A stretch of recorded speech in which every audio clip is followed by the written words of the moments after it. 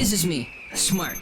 An ordinary seaman in a not-so-ordinary vacation. Kailan, M? At dahil isang Oo, buwan ako kapanood ko lang dyan nakaraan. Isang buwan na rin akong nagiging tambay. Grabe, no? Well, correction. Seaman. Professional tambay. Kaya ang kwento na to ay tungkol sa mga ordinary and not so ordinary things na nangyari sa unang buwan ng Grabe. bakasyon. The goodbyes, the comeback, the routine, and the unexpected series of events. Wow! Pero naka-blur, let's no? start the story sa Yan, naka-blur yun. pagtatapos ng kontrata sa barko. Hey, storytelling ah. 10:30 a.m. Dumating ang barko namin sa lugar ng mga opa. Busan, Dami mo South no, Korea. naging inspiration Ito ang ni lugar kung saan kailangan bumaba Feeling ko ng mga agad. off-signers at kailangan palitan ng mga new joiners sa barko. Shoutout sa pamilya ko. Hirap niyan, no, pre? Ilang oras bago kami magpaalam ay kailangang abisuhan ang mga papalit sa amin tungkol sa mga bagay na kailangan nilang tandaan, malaman at paghandaan. Evolution ah. 20 minutes later, maagang dumating ang susundo sa amin. At sa oras na yun, it was time to bid our goodbyes sa mga taong nakasama namin. Aray ko. Sa mga hindi nakakaalam, kung uuwi ka galing sa barko, it's as easy as 1, 2, and 3. Grabe. Sa maritime, meron Baliw tinatawag na company, agent, at sa kanya car ay hahatid niya mga off-signers sa mga lugar na kailangan puntahan bago makarating sa paliparan. Nakadub, no? Pagkatapos nun, yeah. ay kailangan niyang siguraduhin na lahat ng mga uuwi ay 100% na makakapag-check-in sa airport Instant naman na ako. walang labis at walang kulang. Grabe. Believe me when I say na ganitong proseso lang din ang nangyari sa Baliw. amin hanggang sa hindi ko na namalayan ang takbo ng oras at napagtanto ko that I'm a iPhone few lang, steps oh. closer sa Pilipinas. Ha? The Comeback Part 2. Uwi na siya, no? Sa unang kontrata ay dinala ako ng dagat sa iba't ibang klaseng mga lugar pero hindi mapapantay Em, di ba magsisiman ka? naramdaman ko sa unang pagtapos sa Pilipinas pagkatapos ng halos 9 na buwan ng pagbabarko. 9 months, par? Bago dahil nasanay ako sa tunog ng hampas ng mga alon sa dagat. Pero sa ngayon, from the streets, from the cars and footsteps, I have music to my ears.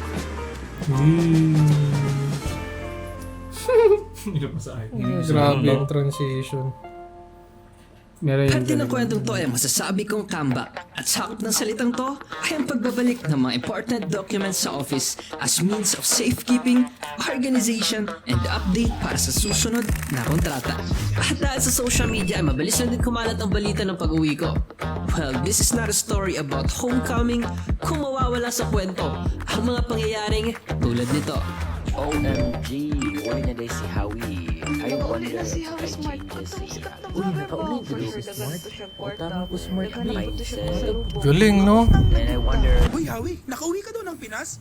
Brother, pautang naman. Holy Utang. Oh! Uwi na siya pamilya niya. Go. Bisaya siya, pre. Parang niya. Marahil ay iniisip ng karamihan kung ba't ako kinakabahan. O, ano, nagsimula ako Bicol. makaramdam ng kaba dahil sa isang tawag na hindi ko inaasahan. Oh, symposium mo, speaker siya. Pwede na sir. Kita-kits ugma sir. Part 3, the unexpected series of Bye events. sir. Sa Marino. Sa Marino. Isa siyang ano, ginawa siya. Late. Lagi siyang late.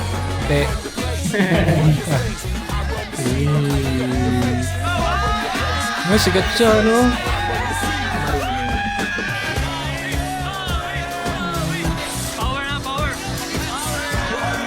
Hey. Hindi ka gaya siya eh. Marino din eh. Medyo lang eh. Tara rin storytelling. Sige mo yan, no? Ano ginagawa sa barko yan? Kaya nga. Sir. Thank you sir. Balik ko makawet sa ginuide ha. Ano yung sabihin na 23 days and 5 hours. Ito ang total duration ng pagsamba ko sa unang kontrata sa barko. And believe me when I say it was hard, challenging, and nerve-wracking. Grabe, Kaya I told no? myself na kapag Hindi bababa sila, ako sa ano, barko, passenger. magpapalayo ako sa dagat. Cargo siguro Pero yan, no? ngayon na nasa bakasyon ako, well, Dahil Hey! nasa bakasyon ako sinulit ko lahat ng ulit na, friends. kuya. Ulit. Bumalik pa ako sa dagat. Bakasyon Dahil dagat alam pa ko dun. na anytime ay pwede akong pabalikin ng opisina para sa panibagong kontrata. Parang iPhone lang gamit Kaya niya. ngayon, no? mas Minsan. pinipili ko na lang gamitin ang bilang na oras Dun para sa mga ano, sa kaibigan bahay, no, at camera, pamilya. Yun no, iPhone lang eh, pero... Sabi nila, Bigay. ang tahanan ay binubuo ng 7 letra. Pero kailanman ay hindi nasusukat ng numero ang kaligayahang dala sa tuwing binabalik-balikan mo to. Aww. Isang beses ka lang magpapuhay grabe. sa mundo. At sa isang beses na pagkakataong to, makikilala at mahahanap mo ang mga taong bubuo ng malaking parte ng buhay mo. Gago ka. Sa pagkakataong to, hindi magiging basihan ang kulay at pinanggalingan sa kung paano at saan tayo dadalhin ng hinaharap.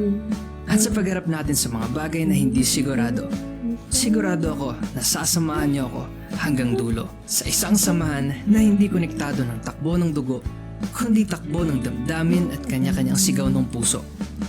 Nagpapasalamat ako dahil sa panahon na nakasama ko kayo. Napagtanto ko na hindi lang pala sa langit natutulog ang mga bituin. Sheesh! Kung gaano kalayo ang pagtingala ko sa ulap, ganun ang pala kalapit sa paligid ko ang mga bagay at biyaya na matagal ko nang hinahangad. Raulo, no? The magic thing about home is it feels good to live and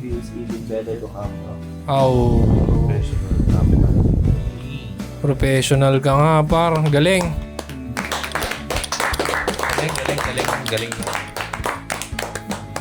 Galing.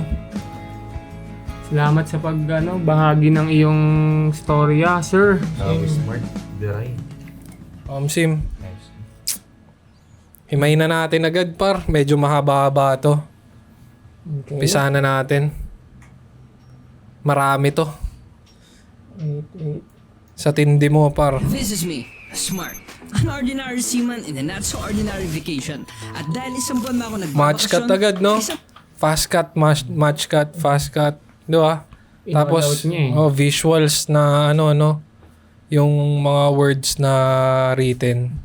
Galing. Mga text din niya. Tapos napansin ko din niya, simula sa una pa lang, doon niya binuhos lahat din sa huli para mga cinematic na alam mo yun, mafe-feel mo yung vibe na na ang sarap pala ng umuwi, ganun. Talaga. Yung dynamic, yung excitement nandun no? Sige, tuloy natin. buwan na rin akong nagiging Grabe, tambay. no? Well, correction. Professional tambay. Kaya ang kwento na to ay tungkol sa mga ordinary and not so ordinary things na nangyari. Diba, ang simple sa lang yung mga unang buwan transition ng niya eh. bakasyon. Panning lang na same same movement di ba? Panning same movement, ganun lang no? Ikaw, Rollans. Tsaka yun nga yung dito na naman tayo sa Gears. Di ad lang Tiga mo, naka-iPhone lang yan. Tas, yun nga, dati na to nag-trending Tas yun nga, nung tinignan ko yung profile niya, cellphone lang siya nag-edit Oo, cellphone lang siya. Parang Filmora o... Ano yun? CapCut yung gamit niyang pang-edit eh. Hindi. Meron pang isa. Bukod dun sa CapCut, parang Filmora ata. O meron pang isa eh. Diba? Oo, KineMaster. KineMaster. Basta parang ganun lang gamit niya, pre. Cellphone lang gamit niya, no? iPad, pre. Diba? Sipin niyo yun. Ganun siya katindi. Tingnan nyo, i-follow nyo siya. I-follow nyo siya, guys, si Howie Smart. Tingnan nyo yung may post siya doon ng process kung paano siya gumagawa sa barko. At nag-i-edit. Yun, Sureball.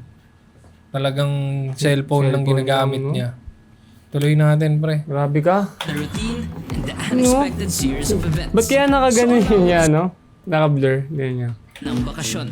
The good Baka guys, sponsor na siya ng The routine and the unexpected. Oo nga, naka-blur. Yung tatak na, ano ba yun? Canon yan, no? Canon. Oo, Canon yan, Canon. EOS eh. Ayun sa baba. Canon yan. Ba't kaya? Expected series baka of events. meron siyang sponsor. So, start the story sa pagtatapos ng kontrata sa barko. Hey! 10:30 a.m. Dumating ang barko namin sa lugar ng mga opa. Paano kaya niya ginawa yun, no? San Ulit mo. Paning na ganon. 30 a.m. Dumating ang barko namin sa lugar Sino? ng mga opa. Busan, South Korea. Pinagduktong niya lang. Kailangan bumaba ng mga off-signers at kailangan palitan ng Speed mga ramp. new joiners sa barko. Shoutout sa pamilya ko. Ilang oras bago kami magpaalam, ay kailangan abisuan Frame ang freeze mga yun, no? papalit sa amin bago kami magpaalam. Ano natin. Open rent niya. Hindi sa laptop ata. Laptop. Naka ano dun sa laptop. Nilabas Naka-post dun. Tas Tapos minatch nakabas na niya. yan. Pagkababa po noon. Galing. Ilang oras bago kami magpaalam, ay kailangan abisuan ang mga papalit sa amin tungkol sa mga bagay na kailangan nilang Grabe no, mga klolens yan eh ha. at paghandaan.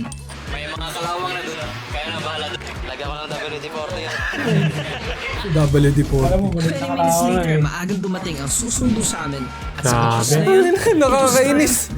Simpleng-simple, par. Susundo sa amin. Ayun, oh. At sa oras na yun, it was time that we bid our goodbyes sa mga tao Ginawa Mas mga pre, kasama namin. nabibisit ako. Di ba, sinasampal tayo na ito ng harapan pre.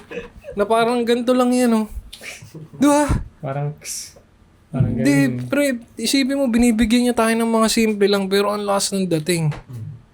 Ang simpleng-simple lang. Yun yung minsan na, na overlook ng, ng mga editors eh.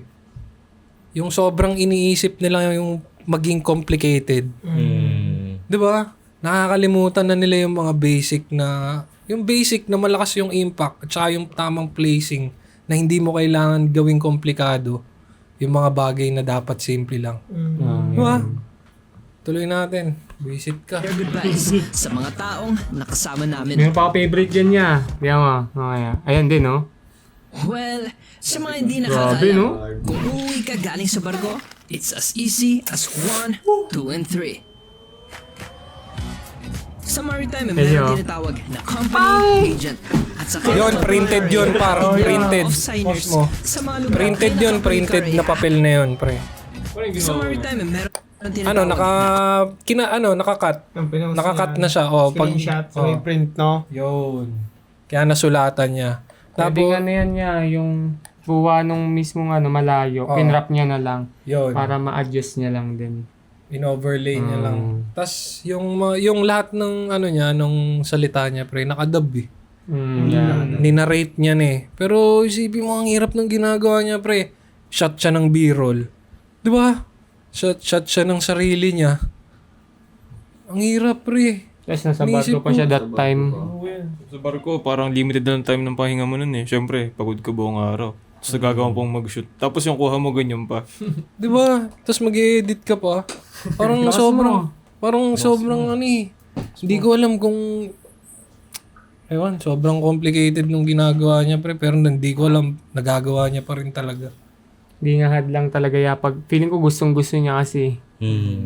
Baliw. Pag gusto mo, gawin mo. Ngayon na, tumayo ka dyan. Tsaka nagulat ako kasi akala ko normal na edit lang na, ayun nga, pang, tas yung pala biglang, May story, tapos parang vlog, tapos parang, ewan ko, parang nandyan na lahat yan eh. Halo eh. Galing. Sige. company agent. At sakay ng company car ay hahatid niya mga off-signers sa mga lugar na kailangan Kinuwento niya din niya bago kung paano makarating sa yung paliparan. proseso din. Pagkatapos nun, ay kailangan niyang siguraduhin na lahat ng mga uuwi ay 100% na makakapag-check-in sa airport na walang labis at walang kulang. Galing. Believe me when I say na ganitong proseso lang din ang nangyari sa amin hanggang sa hindi ko na namalayan ang takbo ng oras at napagtanto ko that I'm a few steps Ganun closer din no, kung ano sa yung script niya, Pilipinas. yun din yung visuals niya, no? Feeling ko nga nahuli yung script eh. I mean, nahuli yung dub. Oo. Tingin mo. Kasi mahirap yun na meron ka ng sulat. Tas syempre, paano yun pag di mo na shot yun, di ba? Anong ipapalit mo dun? Feeling ko lang. Ano yan, may draft yan na feeling ko may draft na siya na script at yung flow. Susundan niya na lang. Oo, ganun. Parang ganun din. Susundan niya na lang. Tapos yung mga shots, yun, parang script by script. Kunyari, itong first part, yung part 1, bubuuin niya muna yun. Yung mga shots dun. Parang itong script na to, anong shot to, parang ganun. Yan, ganun siguro yung process niya. Palanado yan, no? Sim. Grabe siya. Ilang kaya niya doon ginawa. Sa unang kontrata ay dinala ako ng dagat sa iba't ibang klaseng mga lugar. Kakatalabas Pero niya, hindi butik mapapantayan ang may video siya. pagkakamdam na Video naramdaman yan. ko Kaya di siya sa mawalan. unang pagtapak sa Pilipinas. Kasi kumbaga, alam niya din yung gagawin niya eh. Buwan ng pagbabarko. Kaya di na kailangan ano eh, no? Panibago din na sanay Sipag, ako sa no? tunog ng hampas ng mga alon sa dagat. Pero sa ngayon, from the streets, from the cars and footsteps. Tsaka yung music storytell niya to my hindi, ears. hindi normal. Yeah. Grabe Yun na na. naman.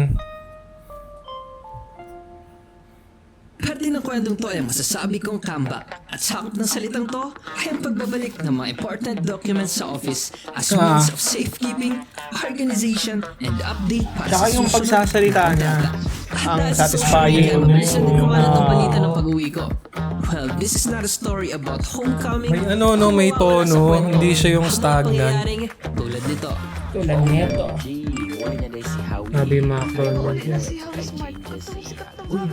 Simple lang simpleng pwede namang sabihin na marami nag-aanap sa akin, na marami nagtatanong. Nakauwi ka doon. Pero ginawa niya ganyan, no? Brother, pautang naman. Holy shit. Oh, Tingnan yan. freeze frame.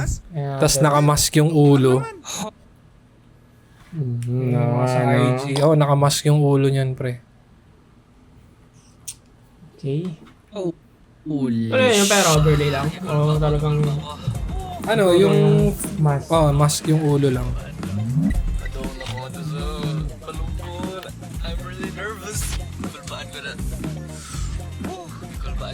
Marahil ay iniisip ng karamihan kung ba't ako kinakabahan. Well, nagsimula ako makaramdam ng kaba dahil sa isang tawag na hindi ko inaasahan. Talagang dapat i-invite yan, pre. Mas sakto pa dun sa ano niya, professional. Kita-kits ugma, sir. Kailangan talaga siya. Kita tawag ma, sir, ah. Bye, sir. Yun siguro siya nag-aaral, no? Tapos teacher ngayon dati na nga. So, Music choice din, no? Depende sa mood.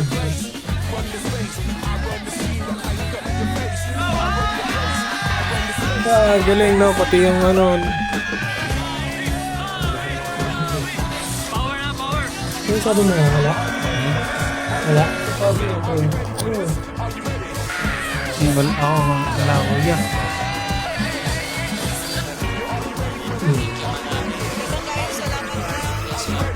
Sir! Thank you, sir. Balik ko makawet pag inuidi, ha? Ano ibig sabihin nun? Hindi ko nga alam eh. 8 months, Balik ka 23 dito. days, and 5 hours. Ito ang total duration ng pagsampa ko sa unang kontrata sa barko. And believe me, Yan when I gusto say mo, it was di ba, hard, Lance? challenging, Simon? nerve-wracking. Kaya I told myself na kapag bababa ako sa barko, magpapalayo ako sa Nagbigay dagat. yung camera niya. Pero ngayon na nasa bakasyon ako, well...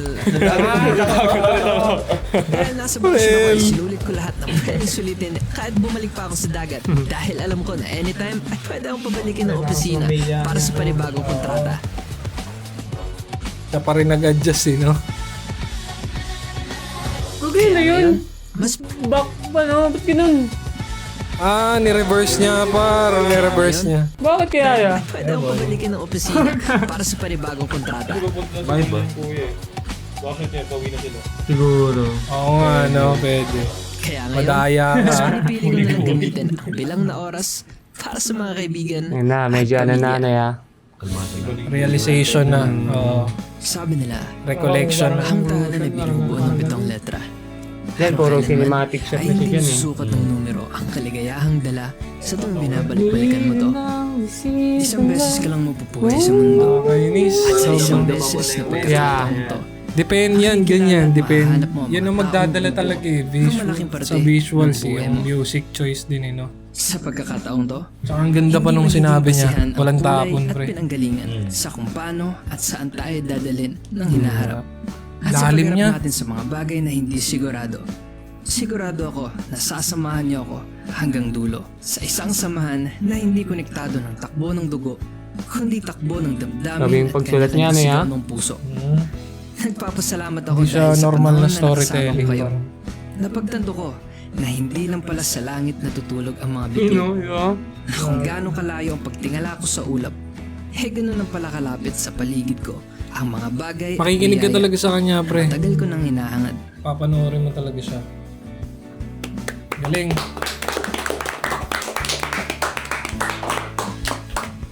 Oh, quick takeaway. Buddy, una mo.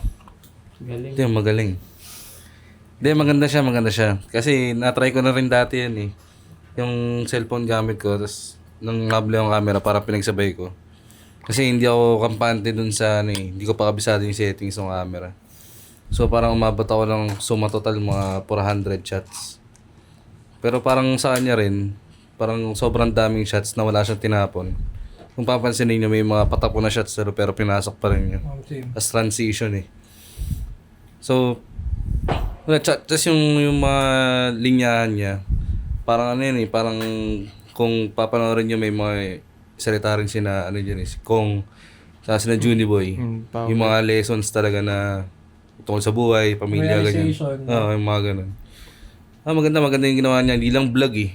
Parang vlog na storytelling na ewan na parang halo-halo eh. Halo-halo eh. Tarang all in one eh. Oo. Yun lang naman. Ang galing.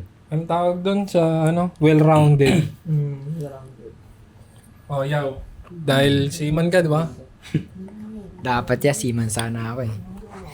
Ayun nga storytelling, malupit. Yung pag-construct niya ng... Di ko alam kung parang meron siyang... Parang kung papanoorin parang meron siyang ang tawag dun yung parang shot list. Parang may shot list. Meron Kung siguro. parang may ganun eh. Pero syempre, kung isipin mo sobrang limited lang ang oras niya. Parang makakagawa pa ba siya ng shot list. Di ko alam kung habang inisip niya yung buong story niya may shot list na siya or habang ginagawa niya parang doon niya na naiisip ganun. Feeling ko based dun sa script niya, doon na siya bumabase kung ano yung pwede niyang kunin na shots, di ba? Tsaka kasi may part 1, part 2. Siguro kada part, siguro isipan niya yan ng ganun.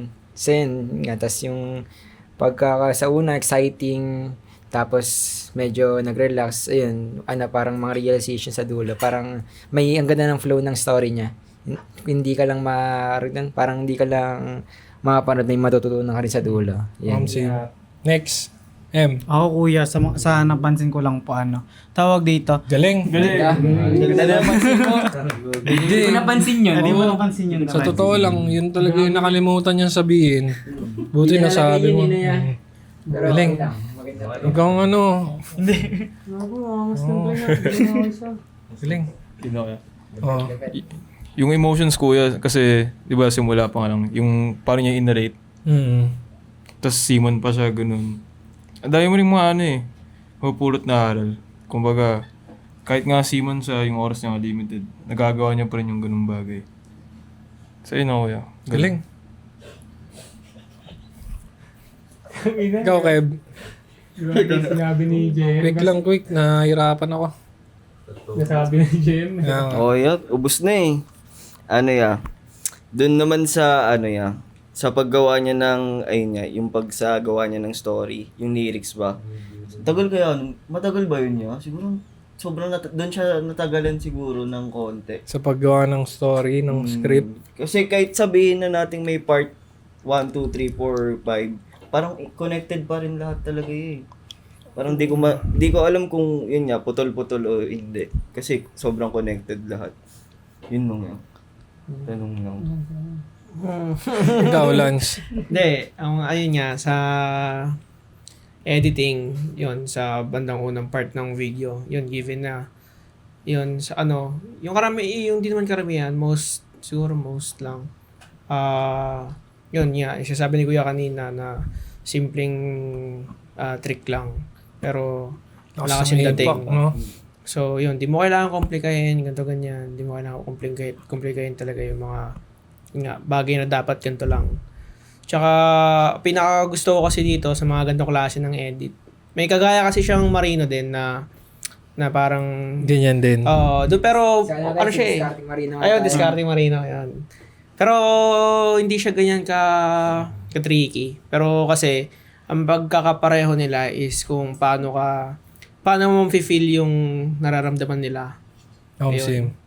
So, ayun, at some point, kahit hindi ka naman ganyan, kahit hindi ka Marino, parang, sige sabihin natin, relate ka bigla, parang ganun. And yun, mas mararamdaman mo yung feels ng video niya na gusto niyang iparamdam sa'yo. Tama. Yun yung maganda sa edit na gusto ko. Ikaw. Maury. Mori shot. Wala na akong masabi. Masabi yun ng lahat dahil si JM. Ano ba? Gano'n na lang. Showcase. Diyan niya showcase yung buhay niya bilang marino. Oo. Feeling ko, ano lang din yan eh. Idea, planning, execute. Tapos, sa dulo yung satisfaction eh. Kasi, kunyari, pag gagawa ka ng mga ganyan, sa utak mo, may excite ka na eh. Yung idea pa lang eh.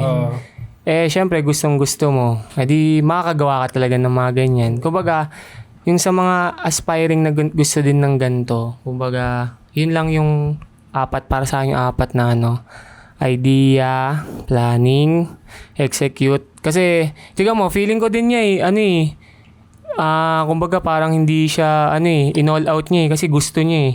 Kasi pwede naman ding maging simple nga, yun nga, katulad ng sabi mo. Pero in-all out niya kasi feeling ko ikaw ba naman ilang buwan ka sa barko, tas nandun ka lang. Siyempre, gagana yung utak mo dyan. Kaya ewan ko, nararamdaman niyo yun pag meron kayo idea sa utak niyo. Parang gusto niyong gawin agad eh. Oo. Wala na. So, yun. Yung yung edit eh. Kumbaga, sa lahat ng bagay yan, pag gusto mo, gawin mo na. Simulan mo na. Sim. Pero sa akin, talaga, overall, nakaka-entertain siya. Sobra. Kasi dinadala ka niya sa iba't ibang emotion eh. Dinadala ka niya rin sa, iba-ibang aspect nung, emotions na dito, medyo intense, tapos ibababa niya. Tapos itataas ka na naman niya ulit, tapos bababa ka niya. Tapos bibigyan ka niya ng mabigat na emotion dun sa ending part, di ba? Tsaka yung mga techniques niya, minaster niya na yun. Kumbaga yung iba, paulit-ulit na eh. Pero parang naging signature niya eh. Di ba? Yung transition na yung sa laptop, yung sa papel, yung pag-zoom sa screen. Tsaka yun, yung mga shots niya na mga b-roll. Galing. Tapos di ko alam kung hindi ko alam kung yun, yung malaking question mark sa akin, yung pag-dub. Yun ang mahirap. Siyempre, isa-shot ka nun, tapos sasalita mo, pre. Diba? Paano yun? Buo na yung edit, tsaka mo idadub. Yun nga. Ang hirap nun, pre. Ang hirap isabay nun. Yun lang yung sa akin, Medyo, di ko alam kung anong process niya dun. Pwedeng una talaga yung script. Hindi. Una talaga yung script kasi hindi mo mabubuo yung yung pag-dub. Dub niya. Yung pag-voice, Pag-voice over niya, mas mauna yun. Feeling ko yan. Pwede. Tapos sasabayan niya din, nung pag-shoot niya ng video, kung ano yung audio nun, sasabayan niya. Kasi anong sasabayan niya? Di naman pwedeng nag-video tas walang audio tas tsaka niya lang sasabayan. Mas mahirap. Pero sa movie kasi ganun din niya eh. Pwede din kasing bantag dito. Nakashot na. Tas nagsalita lang siya talaga ng totoo kung ano yun nandun sa script. Tas nag-adjust na siya nung dinab niya na. Diba? Siya na mismo sumabay dun. Pero mas mahirap yun kesa yung ikaw yung sasabay dun sa mismong voice over. Parang yun lang. Pwedeng either way kung anong mas madali sa kanya. Yan. Tapos, yun, bukod dun, siguro, yun talaga yung hobby niya tsaka yung pampalipas oras niya. Kaya talagang nagagawa niyang, kung ano yung gusto niya dun sa yun yung pinaka, kasi hindi naman ibig sabihin na pahinga, matutulog ka eh. Di ba? Meron ding pahingang gagawin mo kung ano yung gusto mo eh. Di ba? Kaya feeling ko, yun yung gusto niyang gawin. Yan talaga yung nakakagaan sa loob niya. Tanggal boring, tanggal sa barko, tanggal homesick. Tsaka hirap na niya, sa barko ka nag-edit yan. Ganun. Tapos yung bukod pa doon, yung skills niya, yung gamit, konti lang, yun lang, gamit niya, phone niya, tapos isang camera na hindi ganun ka high-end. I mean, maganda siya, pero hindi yung katulad ng mga cinema line na ginagamit ng mga ibang vlogger. Tapos yung pag-edit niya yung editing niya sa phone lang, sa iPad lang, di ba? Baga, galing, walang hadlang. Shout out, Boss Howie Smart. Maraming salamat sa inspirasyon. Sana marami ka pang magawa na video. At ito, magpapaalam na kami. Subscribe kayo sa aming mga social media platforms, sa TikTok, sa IG, sa Facebook. Lalo na sa YouTube kasi dun yung full video namin. Panoorin nyo kasi dun kayo makakalikom ng mga impormasyon na hindi nyo nakikita sa mga Shorts. Yeah. So, peace out. Kita-kits tayo. Kita-kits next episode. Sa mga marino. See you. How you smart?